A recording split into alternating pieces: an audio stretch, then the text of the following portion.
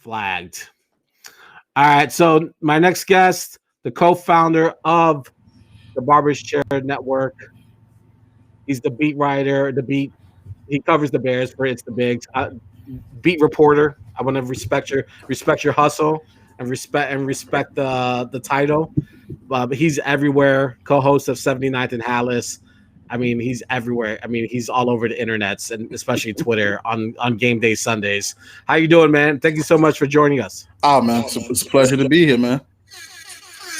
There you go. You get the air horn too, dude. That's major. I'm just saying. All right, we can pod that down, DJ Radioactivity. So how you doing, man? How do you feeling today? It's terrible after the Bears loss. To be quite honest, not the greatest. I mean, especially when it was such a horrendous loss like that. You know, it may seem like if they only lost by 2 touchdowns, but it was a complete blowout. The score really does not do it justice. So I'm like, a Bears win always gets me going on a good week. A Bears loss starts off the week terrible. So. But yeah, so you're a little bit bummed out about last night's a craptastic performance. We all are. I stood up as much as I kept telling everyone on Twitter that I was away. I just kept getting brought back to just see, and especially Jackson, that fumble recovery for a touchdown. I got looped back in and hopeful optimism that Saint Nick would be able to pull a rabbit out of his hat and bring a win home, but obviously that did not happen. There's a couple things about the game, but you enough to report from the game and see the game live at Soldier Field.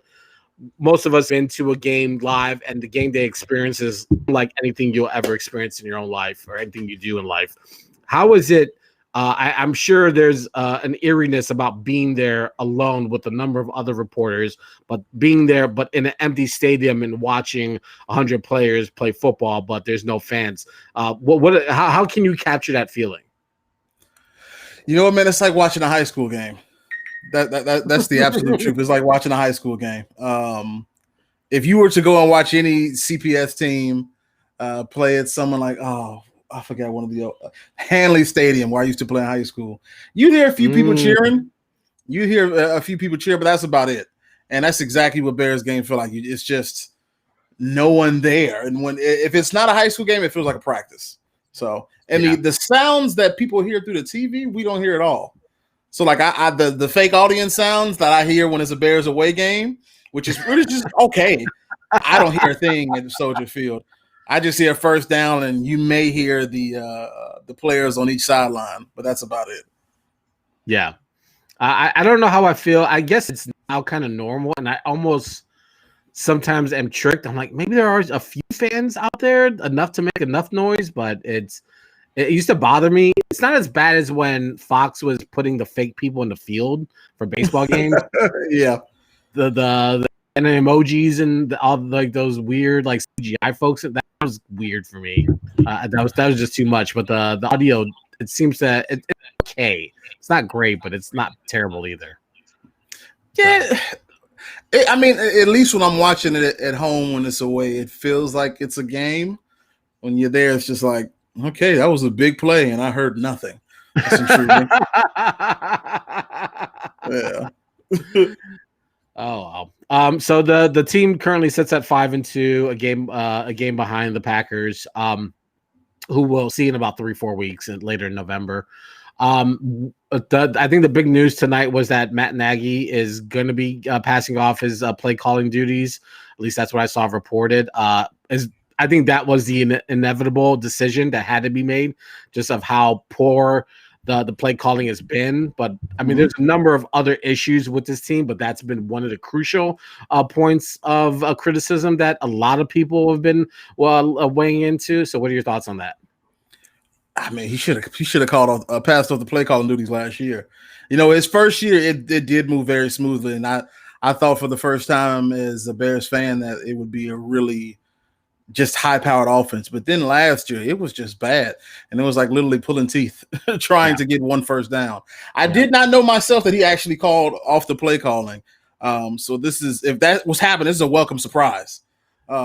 I thought I saw this come across my Tribune. I don't want to spread fake news, so let me confirm this. But I thought I got a news alert that this was happening. Can we pop in some questions real quick? Yeah, in a second. But whether or not it's true or not, that's something that had to be done, right? Oh, absolutely. I mean, I don't think his offense is necessarily designed terribly. I think it's a solid offense, and I don't mind the inside zone being the run play that you go to. I don't mind high-low routes that you have from your receivers. That's fine. The issue is it needs to be either diverse enough to catch the defense off guard or efficient enough to where it doesn't really matter what you run. Sean Payton, I have said it 30 million times, Sean Payton of the Saints runs 9 plays, but you cannot stop any of those plays. Yeah. And if you think he's going to run play number 8, he's running play number 2. And it's just, keep it simple. Whereas Matt Nagy will have 30 plays, and they're so predictable. Cordero Patterson gets in the game last night, 4th and 1, 4th and 2. I was like, this is going to the B gap or it's going to stretch out to the C. That's exactly what happened. They blew it up completely. And if we as fans know what you're running, oh, that's a problem. That's a huge problem. Yeah. So he has to pass it off. Bill Lazor is much more of a veteran in the game. Let him call the play calls. Let him improve the offense. I think he's a fine coach. The players love him. He rallies the team. They believe in him. But play calling, I mean, even Andy Reid, Super Bowl winning coach, has literally given the play calling duties to almost every one of his coordinators for the last, I don't know how many, maybe almost 8 years or so. So just get the duties off. All right, so I made up the news. He is not giving up play calling duties, so I read it incorrect. So, but I was hopefully optimistic that he would. But I wanted to ask him. I wanted to ask him last night. I was like, oh, please, someone ask him. But to this morning, I think Jason Leisure asked him. He was like, oh, we haven't reached that point yet. And I'm like, yes. I was hoping Ryan Pace would just like storm the interview and say he's giving up the play calls. Like we've seen enough. Like if we've seen enough of Mitch, we've seen enough of this. Yeah. Is there? But how much? Okay. The thing that impressed me, and I mentioned this last night on Twitter about the Rams, is like they run misdirections, they run crossing routes. Their play action is impeccable. Like because you have to believe they're gonna run because guess what? They can run. So you have to commit to it if they're doing play action. And then you see the Bears on the flip side, they're running very standard operation play calling, dive straight, slant left. And I equate it to the Tecmo Bowl 4-play option selection. But it's like it's such a juxtaposition of night and day between the two teams that's not even fair. But we also have to admit that this offensive line is brutally bad. They can't run block. They can't protect long enough for any real deep plays routes to develop. So I'm not sure what are the options that are left behind.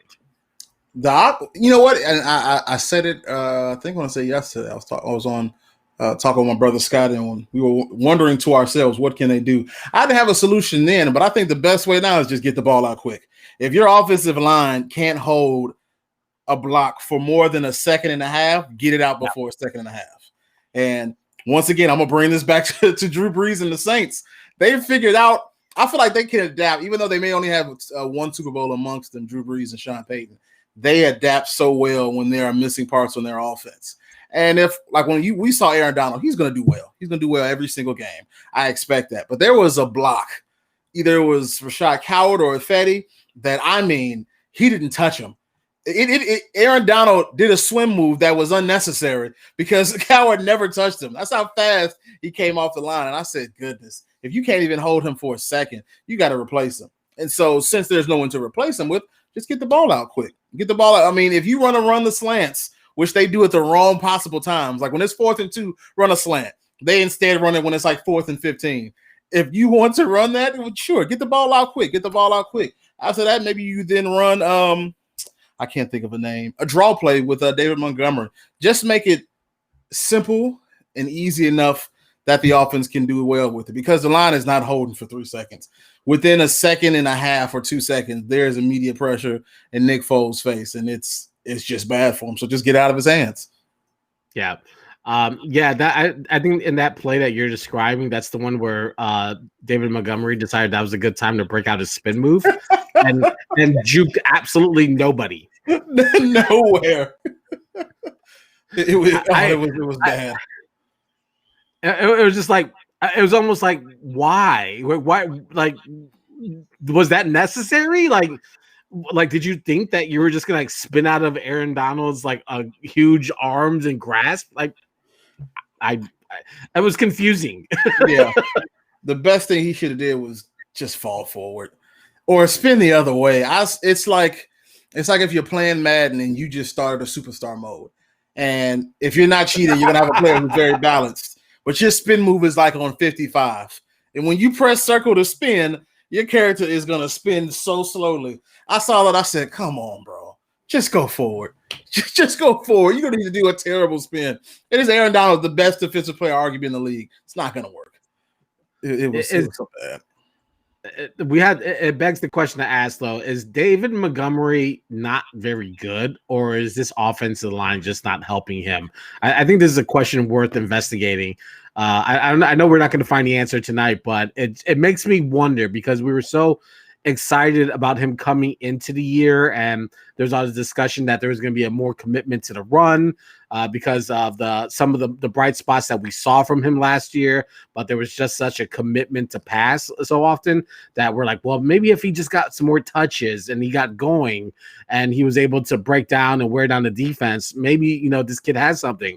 But it just seems to me either he's not seeing the holes or letting the blocking develop, or there's just nothing to develop. You know what? It's a combination of both.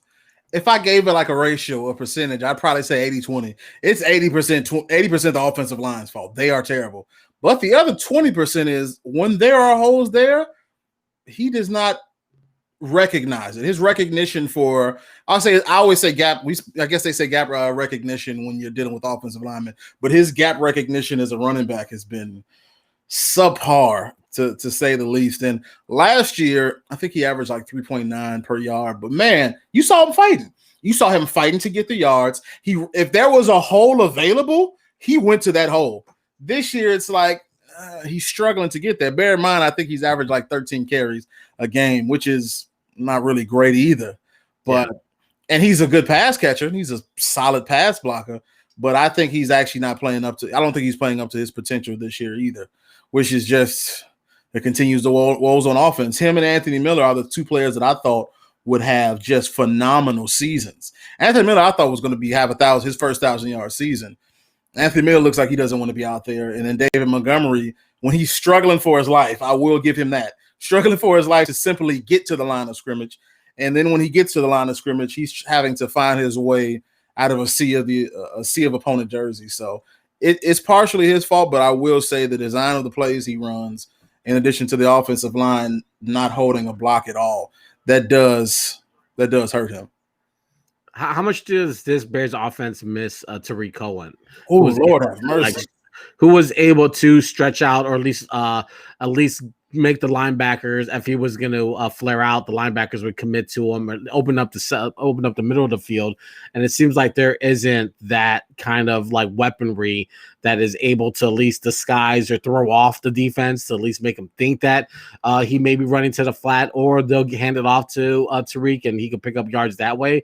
There doesn't seem like there's any confusion in this game plan that Nagy's been running, at least recently, that gives him options or many options to disguise what they're going to be doing. So how much does him not being there, has that affected this offense? It's funny because when he went out, I guess I didn't have much of a concern because I thought Tariq had not been playing up to his potential the last season and a half. I was like, the Bears will be okay. David Montgomery will get a chance to be the feature back and he'll do fine. But man, the Bears 100% miss him. Whether he's a disguise on offense, he automatically is going to bring eyes from the linebackers on him immediately. They're automatically going to say, okay, it's Tariq Cohen, 29s, and we need to focus on him.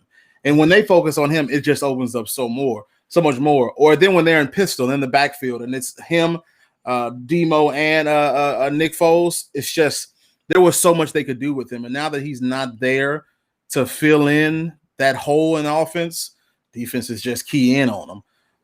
This is why I hope Lamar Miller can come up sometime soon and be, he's coming off an ACL, but I hope he can do something for the team because right now, Cordero Patterson is just a terrible choice. I know that sometimes when he's in the backfield and he could break off like 8-10 yard dashes and it looks really good, but that should not be 4th and 1. That's not your go-to. Yeah, he doesn't know it. He's a good skill player.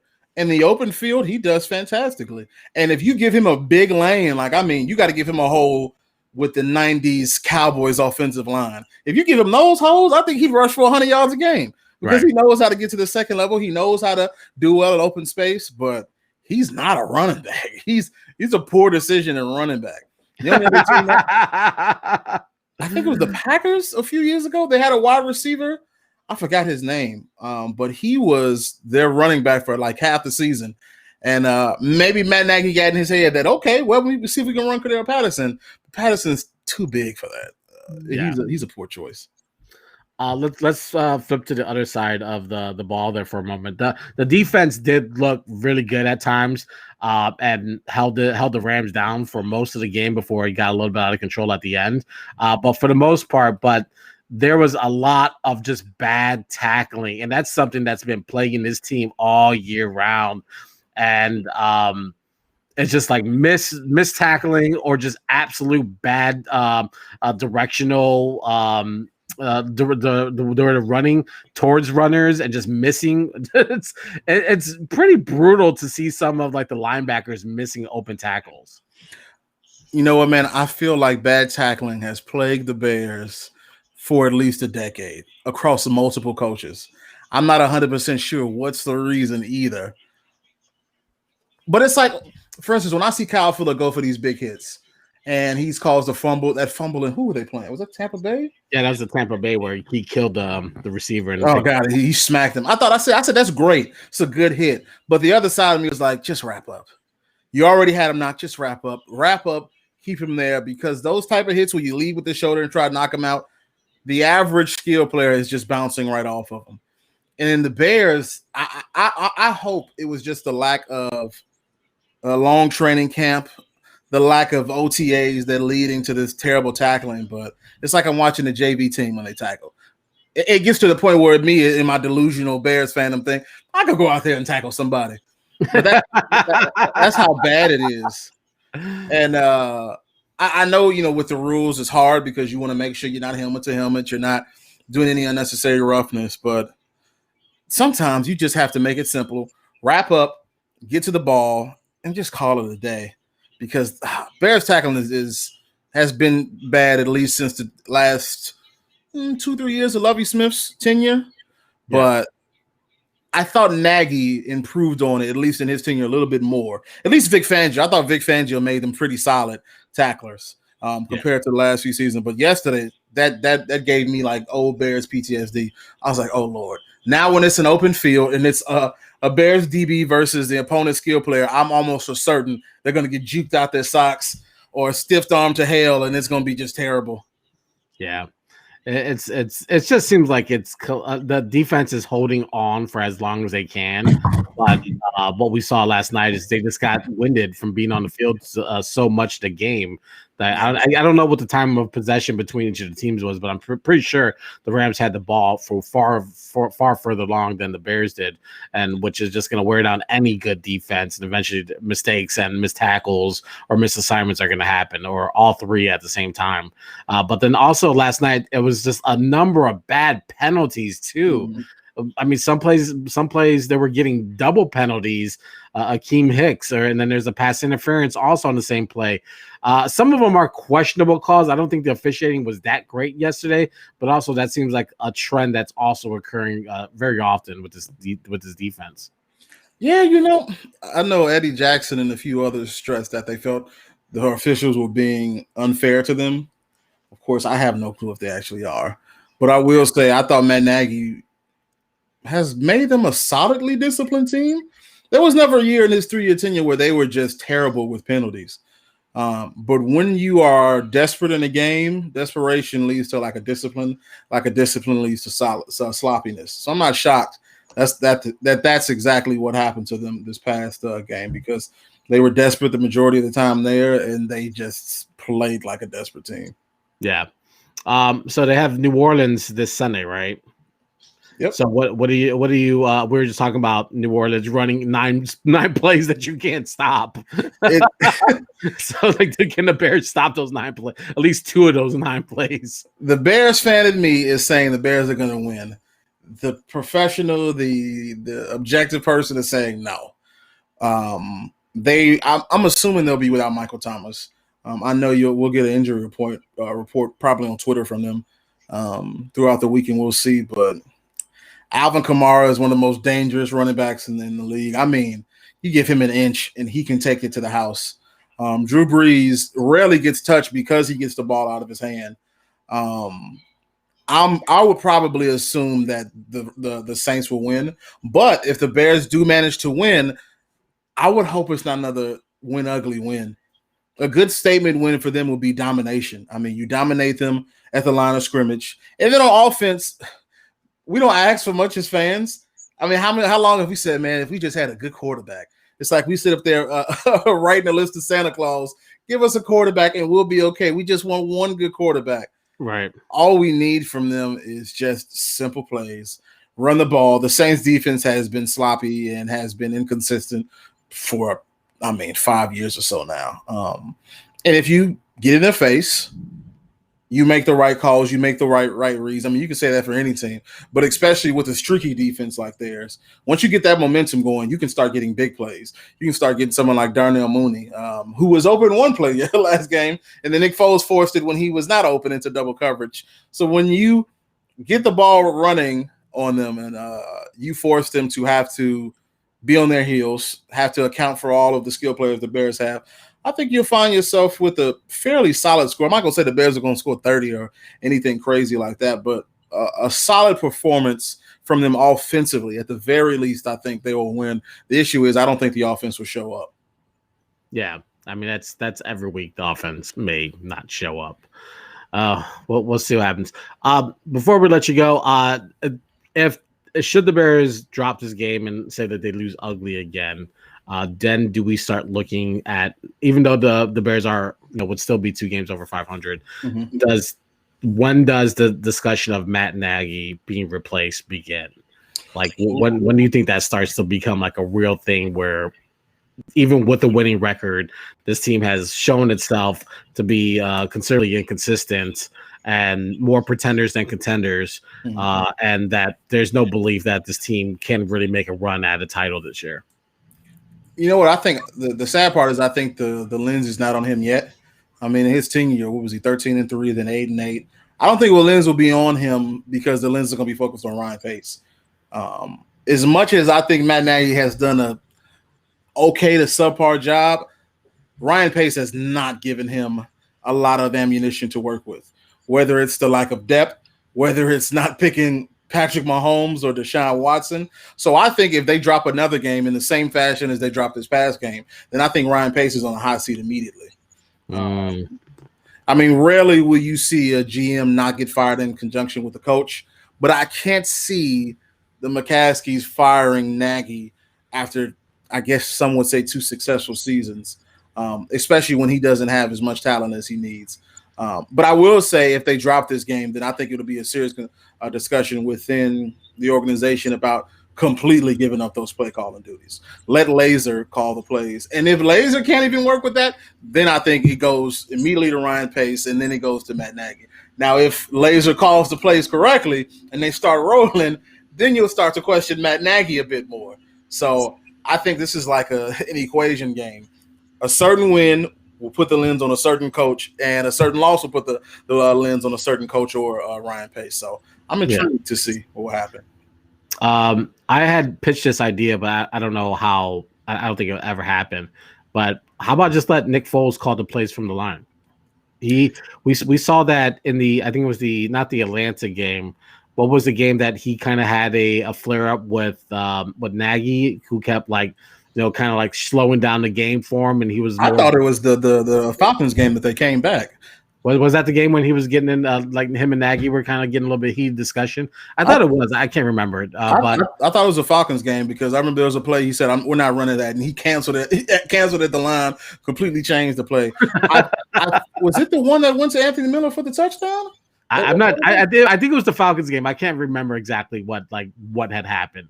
But but my thought is that if Nick Foles is already comfortable with the playbook and he's seeing things on the field, let him run it. Like obviously what they're doing now is not working. Mm-hmm. Let him maybe give him 50% of the plays to call from the line. Yeah. Or at least at this point, why not? Yeah, at least let him get more audible control. Not I wonder how much control Matt Nagy gives to his quarterbacks, but Nick Foles knows the game. He's been around for a long time. And if he hates to play, let him kill it. Let him kill it and call it something else. I would say give him more control. They're not going to give him a lot, but give him more control than he has now for sure. Yeah, exactly. All right. Before we get out of here, the Barber's Chair Network, man, you guys are doing phenomenal work. You guys are always putting out content, podcasts. The site is always filled with new stuff. You guys are like covering all boundaries of sports and culture. It's really phenomenal what you guys have been able to do the last 2-3 years since you guys have launched. So I just want to really tip my hat and salute you guys over there. So make sure you let Scott and all them know that I think they know, but you know, just spread that word with them, please. Oh, for sure. I'd love to have you guys back in another capacity or however you guys want to come back. So I appreciate you rocking with us on this third show of Weekend at Gabe's. Tell people where they can follow you and they can get in tune to what's going on with the Barber's Chair Network. You can follow the Barber's Chair Network on Twitter at Barber's Chair Net. Our podcast, the 79th and Hallis podcast, is at 79th. 79th and Hallis AND, and you can follow me at Flows Andolini. Andolini is a Godfather reference. ANDOLINI after Flows on Twitter, and that's where you can follow me at. All right, can we get some air horns for Flows before it gets out? Come on, radioactivity. What? Wait, hang on, we can't send you out with there. There you go. We have no budget, so this is what we've been reduced to. All right, man. Enjoy the rest of your evening, and we'll see you on Sunday. Talk to you soon. Thank you. Appreciate you, man. All right. Shout out to Flows for joining us here on Weekend at Gabe's.